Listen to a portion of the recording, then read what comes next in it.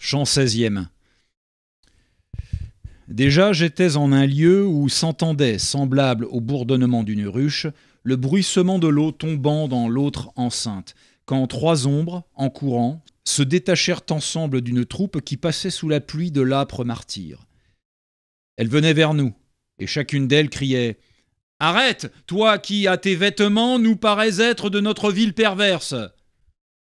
Hélas, que de plaies récentes et vieilles je vis sur leurs membres sillonnés par les flammes.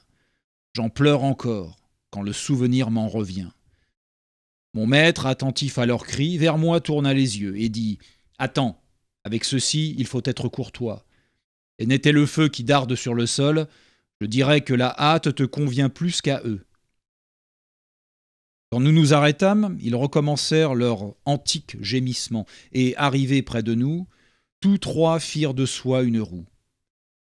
Et comme avant de se saisir et de se frapper, les athlètes oints et nus avisent où la proie leur offrira le plus d'avantages, ainsi chacun d'eux, en tournant, dirigeait vers moi son visage, de sorte qu'au mouvement du cou, celui des pieds continuellement était contraire. Si la misère de ce bas lieu et notre face noire et dépouillée attirent le dédain sur nous et nos prières, commença l'un d'eux, que notre renommée ploie ton âme à nous dire qui tu es, toi qui, vivant, meus sans danger tes pieds dans l'enfer. Celui-ci dont tu me vois suivre les traces et qui tout nu et pelé va, fut d'un rang plus élevé que tu ne crois. Il fut petit-fils de la bonne Galdrade. Guido Guerra était son nom, et durant sa vie, beaucoup il fit avec la tête et avec l'épée. L'autre qui foule le sable après moi est Tegiajo Aldobrandi, dont le nom devrait être cher dans le monde. Et moi qui avec eux suis en croix, je fus Jacopo Rusticucci, et certes, plus que tout, ma nuit ma femme revêche. Si j'eusse été à l'abri du feu, je me serais jeté en bas parmi eux. Et je crois que le maître l'eût souffert. Mais parce que je me serais brûlé et grillé, la peur vainquit le bon vouloir qui de les embrasser me rendait avide. Puis je recommençai.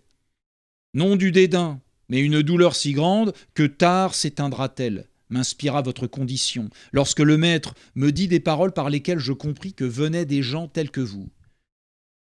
Je suis de votre pays, et toujours vos œuvres et vos noms honorés j'écoutais et me rappelais avec amour. Je laisse le fiel, et vais par les doux fruits à moi promis par le guide véridique. Mais jusqu'au centre, il faut avant que je plonge. Que longtemps l'âme conduise tes membres, répondit alors celui-là, et qu'après toi luise ta renommée. Mais dis-nous si la vaillance et la courtoisie continuent d'habiter notre ville, ou si tout à fait elles en sont parties.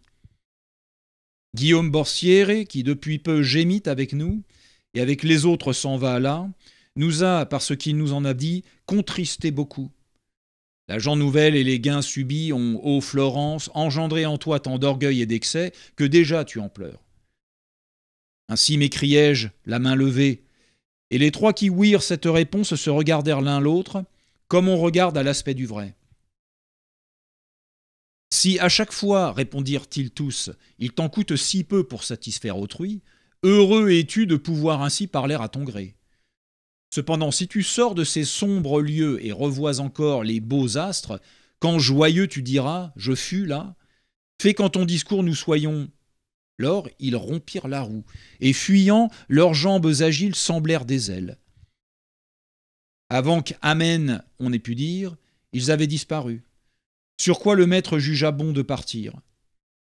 Je le suivais, et peu encore nous avions marché quand le bruit de l'eau devint si proche qu'à peine eussions-nous pu nous entendre parler. Comme ce fleuve qui par son propre chemin coule d'abord du mont Viso vers le Levant, à gauche de l'Apennin, et qui s'appelle l'Acquacetta, avant de descendre dans son lit inférieur, puis change de nom à Forlì, bruit en tombant des Alpes, au-dessus de San Benedetto, où 1000 devraient trouver une demeure. Ainsi, en tombant d'une roche escarpée, cette eau noire bruissait tellement qu'en peu de temps, l'oreille en serait blessée. J'étais ceint d'une corde avec laquelle j'avais plus d'une fois eu la pensée de prendre la panthère au poil tacheté. Après l'avoir détachée de moi, comme me l'avait commandé mon maître, je la lui tendis rassemblée et roulée.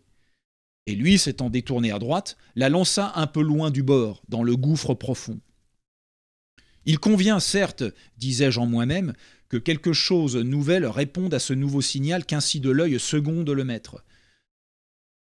Oh, que circonspects devaient être les hommes avec ceux qui ne voient pas seulement l'acte, mais dont l'intelligence découvre au-dedans les pensées.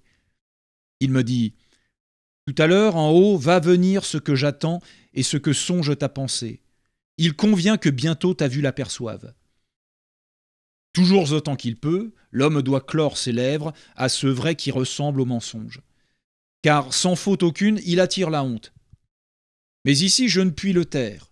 Et par les vers de cette comédie, par mon désir que longtemps il plaise, je te jure, lecteur, qu'à travers l'air épais et sombre, je vis monter, nageant, une figure qui aurait troublé le cœur le plus ferme.